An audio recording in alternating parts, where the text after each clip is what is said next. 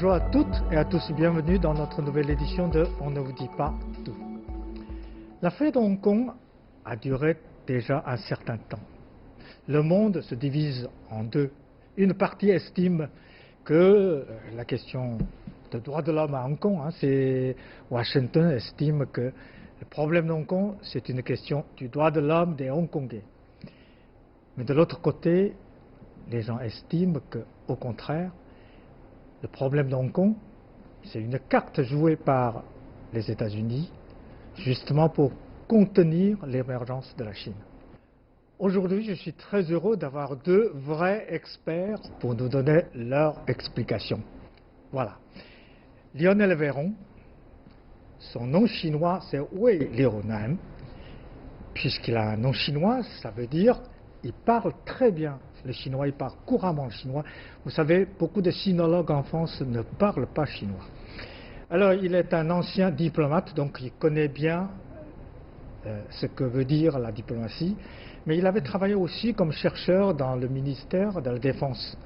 La question stratégique, pour lui, ce n'est pas inconnu non plus. Aujourd'hui, il est directeur d'un institut basé à Luxembourg, un terrain neutre. Donc, lui, il peut nous donner ses explications, ses points de vue sur le problème de Hong Kong. Voilà. Bonjour Lionel, bonjour Monsieur Wei. Merci d'avoir accepté notre invitation. Merci à vous. Notre deuxième invité, c'est Teng Yifan, que vous connaissez bien. Vous êtes économiste, politologue. Vous avez obtenu votre doctorat à Bordeaux.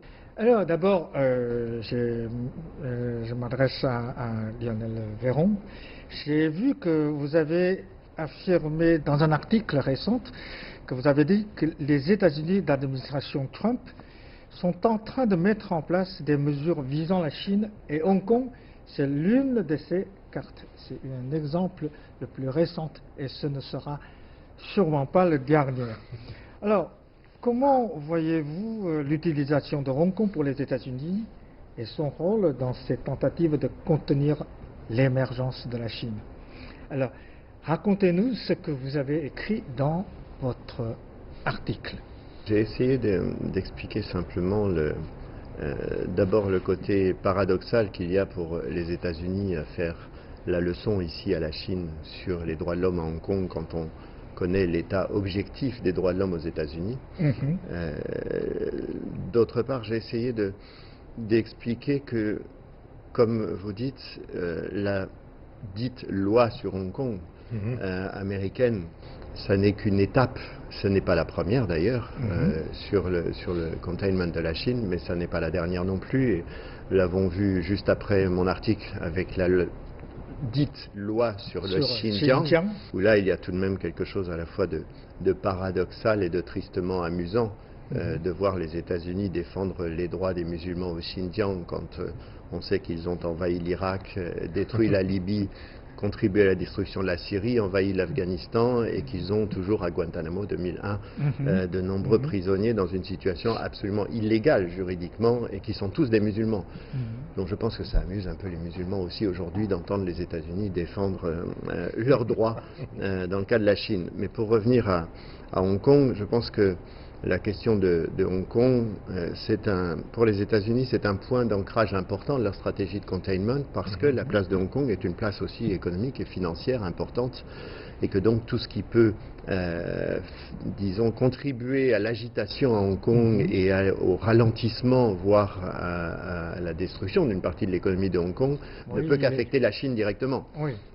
Donc je pense que dans cette stratégie de containment, il y a la partie purement stratégique. Hong Kong, il y a vraiment un point d'ancrage économique et financier qui est utile pour les États-Unis dans cette stratégie comment dire, entretenir le désordre autour de la Chine et maintenant à l'intérieur de la Chine. Surtout dans le contexte de la guerre commerciale entre les États-Unis et la Chine. Et Hong Kong, apparemment, toutes les statistiques montrent apparemment son économie commence à chuter. Bien sûr, bien sûr. Et c'est certainement un des objectifs, parce qu'effectivement, la relation entre le centre, entre la Chine continentale et la région administrative de Hong Kong est importante sur le plan financier et économique. Donc c'est une manière effectivement d'accroître la pression économique sur la Chine. Et Téhéphane, vous êtes d'accord avec Lionel? Et surtout, la question c'est que pourquoi en même temps Trump jouait la carte d'Hong Kong contre la Chine, mais en même temps il veut taxer par exemple les produits français aussi, les vins, le fromage, contre un taxe français sur les produits numériques américains. Soi-disant. En fait, oui, dans ce que fait l'administration Trump vis-à-vis de tout le monde, vis-à-vis de l'Europe, vis-à-vis de la Chine, etc., il y a quelque chose qui est très particulier à cette administration. C'est que cette administration, souvent pour arriver à un objectif, soi-disant pour arriver à un objectif, n'hésite pas à utiliser tous les moyens. On a quelquefois l'impression qu'il fasse de la flèche de tout bois pour arriver à un objectif, soi-disant un objectif bien déterminé, mais finalement on ne sait pas quel est l'objectif visé par cette administration. Par exemple, la guerre commerciale. Supposé d'arriver à un équilibre commercial. Mais si on regarde le résultat de la guerre commerciale, plus l'administration Trump va à la guerre commerciale, plus grand est le déficit commercial. Donc c'est un paradoxe. Dans le cas de Hong Kong, en fait il y a une rivalité entre le Parlement américain, entre le Congrès et l'administration. Et pour cette affaire-là, je pense que le Parlement américain est en train de relâcher sur n'importe quoi.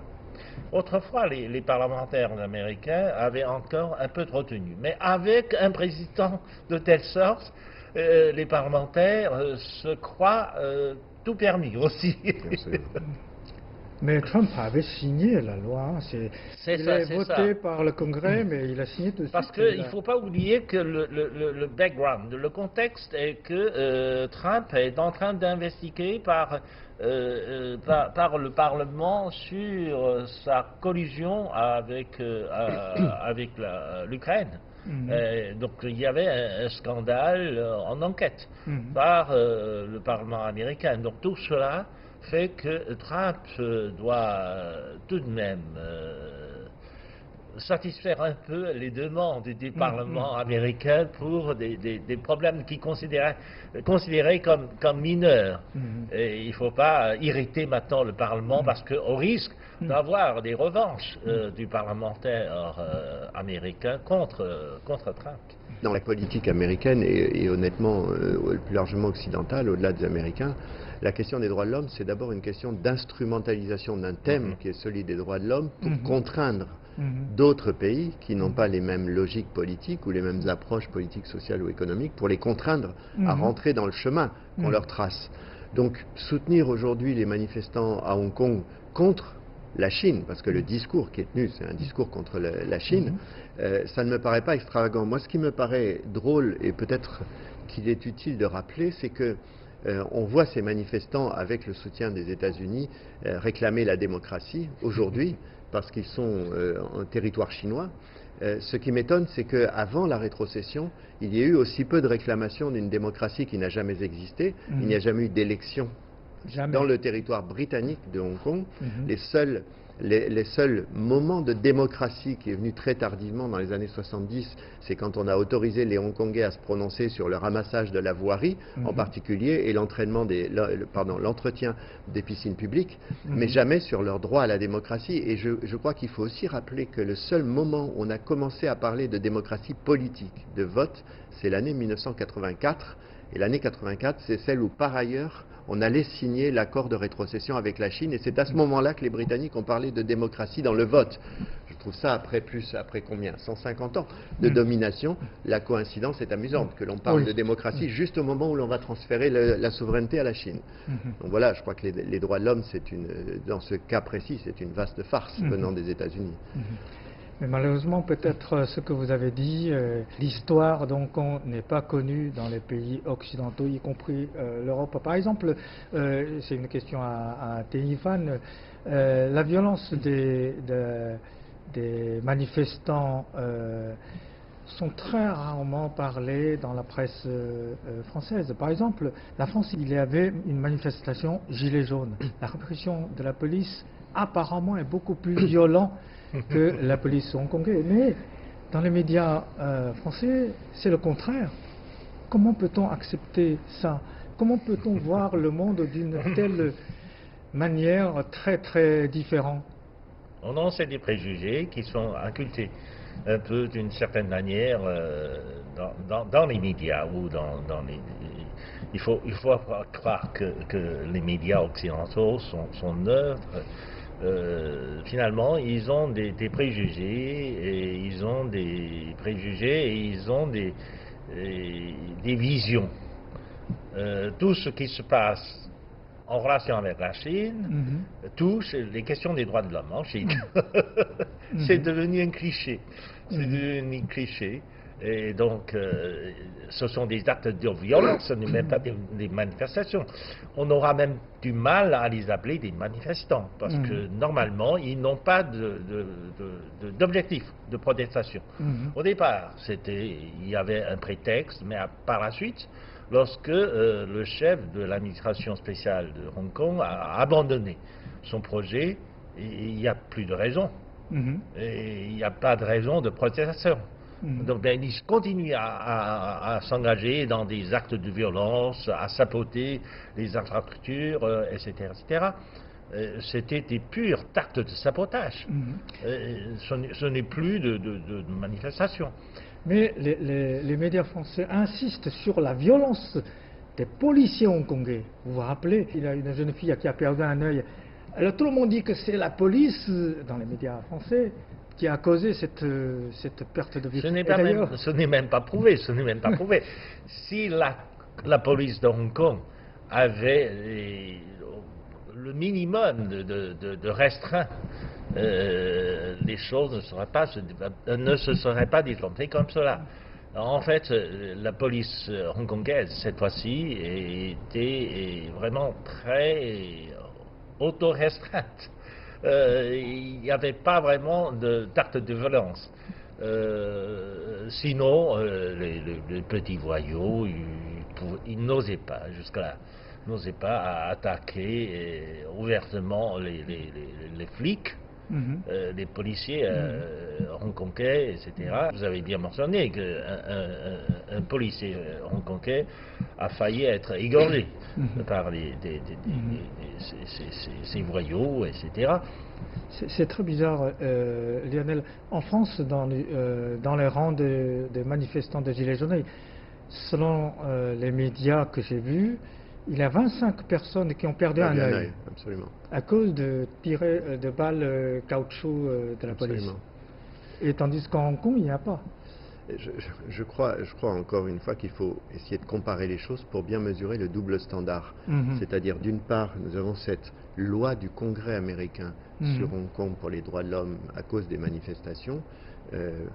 Je pense que le Congrès américain n'a pas osé faire une loi à propos des Gilets jaunes en France pour défendre les manifestants qui ont perdu un œil. Mais au-delà de cela, et je pense que la comparaison peut être intéressante, il y a des manifestations depuis maintenant de nombreuses semaines en Irak, qui est un pays qui certes a des relations de proximité avec l'Iran, mais auxquelles les Américains tiennent beaucoup. Il y a eu plusieurs centaines de morts, et je n'ai pas encore vu de loi du Congrès américain pour la défense des droits de l'homme en Irak. Donc je m'interroge pourquoi est-ce qu'après 300 morts en Irak, il n'y a pas de loi sur la protection des droits de l'homme, et qu'avec des blessés à Hong Kong, des deux côtés, en plus, il y a une loi. Encore une fois, je crois qu'il faut toujours ramener ça, ce problème de double standard. La question n'est pas de défendre les uns ou les autres, la question est de dire traitons tout le monde de manière égale dans ce cas-là. Et si l'on proteste d'un côté, alors protestons de l'autre, surtout quand la violence est bien pire.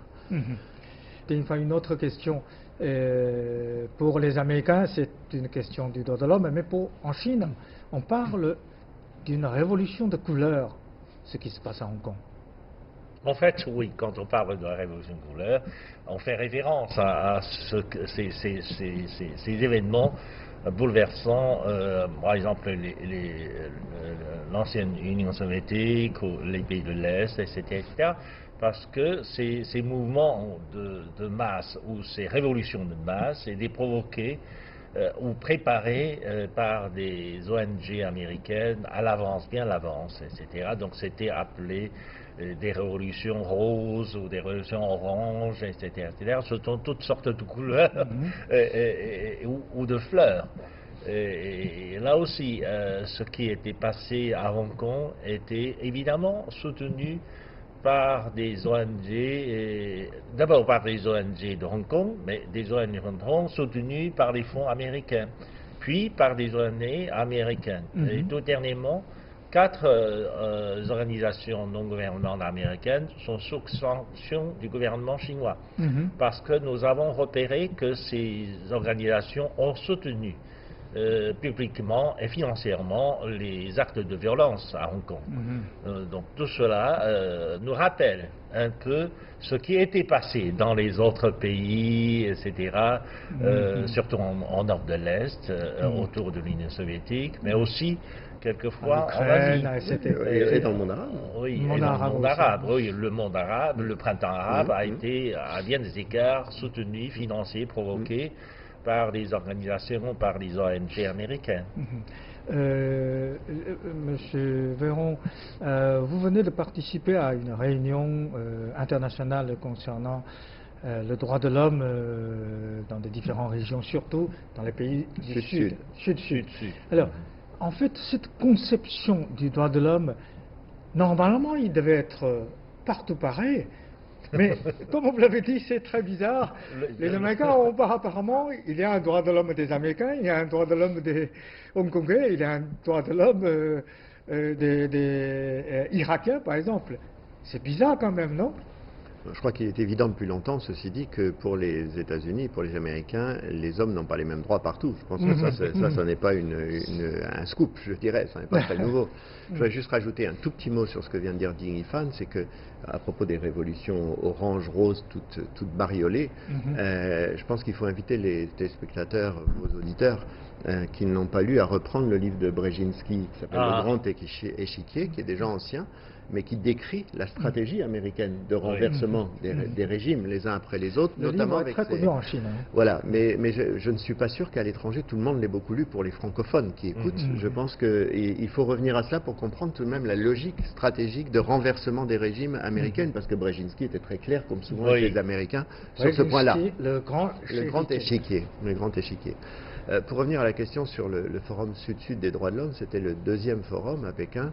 Moi, j'ai participé aux deux, et je pense que ce qui est important, intéressant dans ce forum, c'est précisément d'entendre la voix du Sud sur leur conception des droits de l'homme, parce que l'on a tendance, et je le vois pour moi lorsque je dis je viens à Pékin pour participer à un forum Sud-Sud des droits de l'homme, tout le monde rigole à l'étranger en disant les droits de l'homme en Chine et avec les Africains, les Latino-Américains, etc. Oui, mais précisément parce qu'aujourd'hui on discute d'une conception universelle des droits de l'homme sur la déclaration de 1948, et celle de 1948, tout de même, les pays en voie de développement n'étaient pas là quand nous avons défini ce qu'étaient les droits de l'homme.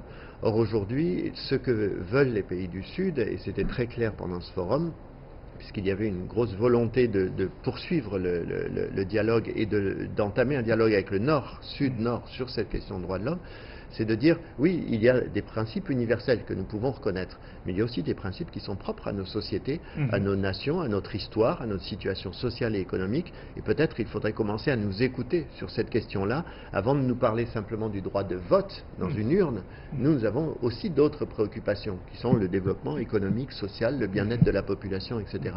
Donc je crois que ce forum, en tout cas il y a une très forte attente de beaucoup de pays en voie de développement par rapport à la Chine sur ce thème, et non pas encore une fois pour contester les principes dits universels, mais pour dire il y en a une partie qui correspond, il y en a une partie qui ne correspond pas à nos sociétés. Et ça ne veut pas dire que nous sommes des dictatures, nous sommes des autocrates, etc. Mais ça veut dire que l'on aimerait être respecté aussi dans nos caractéristiques nationales, historiques, culturelles, etc. Oui, j'ai peur que cette voix, les pays du Nord peuvent l'entendre. En tout cas, il faudra, je pense qu'ils l'entendent. Alors, Téifan, problème d'Hong Kong, les Américains, la carte, etc., ce que nous avons dit tout à l'heure, c'est très clair. Mais les pays européens, est-ce que les pays européens se rangent derrière les États-Unis ou bien ils ont leur propre point de vue? Apparemment, le président français Macron, par exemple, commence a marqué sa différence avec Donald Trump. Par exemple, elle dit l'ennemi de l'OTAN, ce n'est pas la Chine ni la Russie, c'est le terrorisme. Alors, pour la question de Hong Kong, quelle est la position des Européennes? des Je pense que les Européennes n'ont pas pris position clairement sur la loi américaine de la question des droits de l'homme à Hong Kong, etc. Parce que cela veut dire qu'il y a, sur le plan juridique, il y a un problème. Parce que les Américains continuent à utiliser ce genre de long arm jurisdiction, c'est la juridiction d'armes longues, c'est-à-dire de bras longs. Donc ils continuent à contrôler les choses partout dans le monde, ce qui nous rappelle un peu le problème d'extraterritorialité au moment du colonialisme. C'est un peu ce genre de choses, et les Américains veulent continuer à faire appliquer ce genre de choses à travers le monde, et beaucoup de pays, surtout beaucoup d'entreprises européennes, ont été victimes de ce genre de pratiques juridiques américaines. Il ne faut pas oublier que Alstom, dernièrement, a été victime de ce genre de pratiques, et la personne qui témoigne de cette affaire a écrit un livre qui est rendu très célèbre en Chine, Le piège américain. Le piège américain. Tout cela, ce sont des pratiques juridiques américaines, donc, qui causent des tas de choses à la fois en Europe, en Chine, maintenant à l'égard de Hong Kong, etc. Je pense que les Européennes vont penser plutôt sur les conséquences qu'une position proche des Américains pourrait signifier pour eux-mêmes. Donc je pense que de ce point de vue, même si dans l'opinion publique européenne, il y en a qui soutiennent tacitement ou ouvertement la position américaine vis-à-vis de la Chine, même pour cela, ils vont réfléchir avant de se prononcer. Je vois qu'en France, par exemple, l'opinion et le gouvernement, apparemment sur la question de Hong Kong, commencent à avoir une sacrée différence, non? Apparemment, le gouvernement est beaucoup plus prudent dans ses déclarations et il ne parle pas, il ne soutient pas ouvertement les Américains. Mais je crois, et c'est vrai pour la France, mais je crois que c'est vrai pour l'essentiel de l'Europe, l'Europe puissante, c'est-à-dire celle qui a un poids économique, je dirais. Je crois qu'il est évident que les Européens sont tiraillés entre le besoin de Chine et le diktat américain, en réalité. C'est-à-dire qu'il est évident pour les Européens aujourd'hui, la Chine est un partenaire central sur le plan économique, pas encore sur le plan stratégique, manifestement, mais au moins sur le plan économique, et que par ailleurs, les Américains de Trump, avec cette administration Trump, passent leur temps à chercher à imposer des règles, des sanctions et toutes sortes d'autres règles aux Européens, et qu'il est difficile d'y échapper à cause de cette dollarisation aussi de l'économie. Donc on voit bien cette schizophrénie qu'il y a chez les Européens, on le voit sur des dossiers brûlants, comme la Syrie par exemple, aujourd'hui, où d'un côté, M. Macron dit la priorité c'est le terrorisme, donc la lutte contre le terrorisme, et en Syrie, nous soutenons en réalité les États-Unis sur une lutte qui est contre le régime de Bachar al-Assad, quels que soient ses défauts, quels que soient ses problèmes, et qui en fait revient à soutenir le terrorisme. Donc je crois qu'on est prisonnier de cette schizophrénie permanente, parce qu'en fait nous n'osons pas dire ouvertement on ne peut pas s'opposer aux États-Unis. Vous voyez, cette fois-ci, au sommet de l'OTAN, finalement, on a présenté la Chine comme à la fois une opportunité et un défi. Alors qu'est-ce que... apparemment, l'opportunité c'est pour les Européens, le défi c'est pour les Américains. Absolument. C'est donc un compromis au sein même de l'OTAN. Exactement. Et c'est aussi cette schizophrénie de l'OTAN. C'est-à-dire qu'en réalité, ça n'est un mystère pour personne que l'OTAN est d'abord un instrument des États-Unis. Je veux dire par là, au sein de l'OTAN, ça n'est pas ni la France ni l'Allemagne qui prennent les décisions, encore moins la Turquie. Donc c'est une arme américaine, et en même temps, il y a à l'intérieur de l'OTAN maintenant ces pays qui craignent justement cet affrontement trop ouvert avec la Chine ou avec la Russie et qui essayent d'arrondir les angles face à on peut dire, une hystérie américaine aujourd'hui de ces administrations. Je veux dire, Donald Trump, dans ses déclarations, dans ses prises de position, etc., qui ne sont pas toujours très compréhensibles parce qu'il a un vocabulaire limité, mais globalement, il est difficile de suivre réellement ce qu'il veut ou ce qu'il ne veut pas. Pour revenir à Hong Kong, il a dit d'abord, je vous rappelle, il a dit d'abord le lendemain du vote du Congrès, il a dit je ne signerai pas parce que le président Xi est un grand ami à moi. Et puis 3 jours plus tard, il a dit qu'il signait. Donc je veux dire, c'est très compliqué aussi, il faut le reconnaître, pour les partenaires étrangers, y compris les Européens, de savoir ce que Donald Trump va dire dans la demi-heure qui suit. Alors je pose toujours cette question à des stratèges. Alors, l'avenir de Hong Kong. Alors, comment voyez-vous Hong Kong de demain? Je pense que la Chine va continuer à essayer de maintenir le système spécial de Hong Kong. Oui. En fait, ce qui a surpris le monde entier, c'est que la Chine n'a pas réagi du tout jusqu'à maintenant. Parce que c'est une décision politique prise par le gouvernement chinois il y a plus de 20 ans. Donc on a voulu maintenir un pays de système. Donc c'est Hong Kong qui résout ce n'est même pas un pays de système. Un pays de système n'est pas une très bonne traduction de la situation. En fait, ce n'est pas un pays, c'est un État. On a souvent interprété un pays de système comme 2 États. Mais non, c'est un seul État, mais avec des zones d'administration différentes, avec des approches administratives différentes. Et là, Hong Kong est sous la souveraineté de Chine. C'est fait partie de l'État de Chine. Là, il n'y a pas 2 États, c'est un seul État. L'État et la capitale de l'État ici à Pékin. Donc, de ce point de vue, l'État unique, Hong Kong est sous une administration spéciale. Ce sont des prérogatives prises par Pékin, par le gouvernement central. Donc, on va essayer de maintenir ce statut spécial de Hong Kong pour montrer que finalement la Chine est capable de ménager des systèmes d'administration différentes. Et Lionel, Hong Kong va perdre son statut, comment dirais-je, d'une économie importante de la porte de la Chine, et cela veut dire que Hong Kong dans le futur n'est plus important pour la Chine. Non, je crois, comme disait Ting Fan, je crois qu'il y a un problème déjà de terminologie, parce que nous parlons toujours de rétrocession, c'est la formule de Hong Kong et à la Chine, et en même temps, nous avons toujours l'impression aujourd'hui, quand on en parle, que l'on a affaire à 2 entités différentes. Je crois que ça, c'est important de rappeler qu'effectivement, il y a un État avec simplement une administration différente, dans le cas de Macao comme de Hong Kong. Ça, c'est la première chose.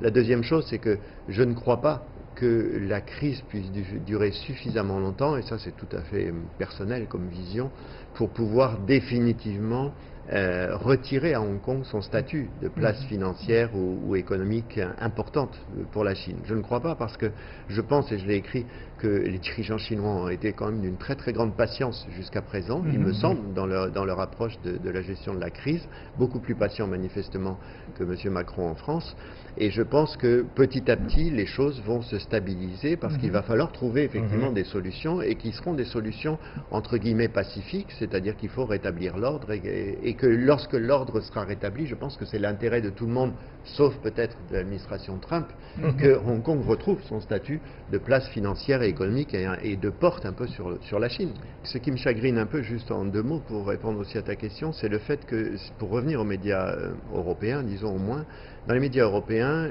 qu'il s'agisse des reportages ou des journaux, j'ai toujours entendu l'opinion de ceux qui manifestaient contre la Chine. Je n'ai pas entendu une seule interview de ceux qui sont quand même majoritaires aujourd'hui dans la population, puisqu'on dit il y a eu 1 million, il y a quoi, 9 millions, 8 millions et quelques d'habitants, il y a 1 million, paraît-il, qui sont descendus dans la rue, mais quid des 7 autres millions? Pourquoi est-ce que l'on n'entend pas la voix aussi de ceux qui disent non, nous ne sommes pas d'accord? La majorité qui est silencieuse parce que les médias la rendent silencieuse, à mon avis. Bon, merci beaucoup. Merci à tous les deux, je crois c'est clair. Vos réponses sont révélateurs, très claires. Merci beaucoup à tous les deux. Merci. Merci aussi à nos chers téléspectateurs. Merci pour votre patience et à la prochaine.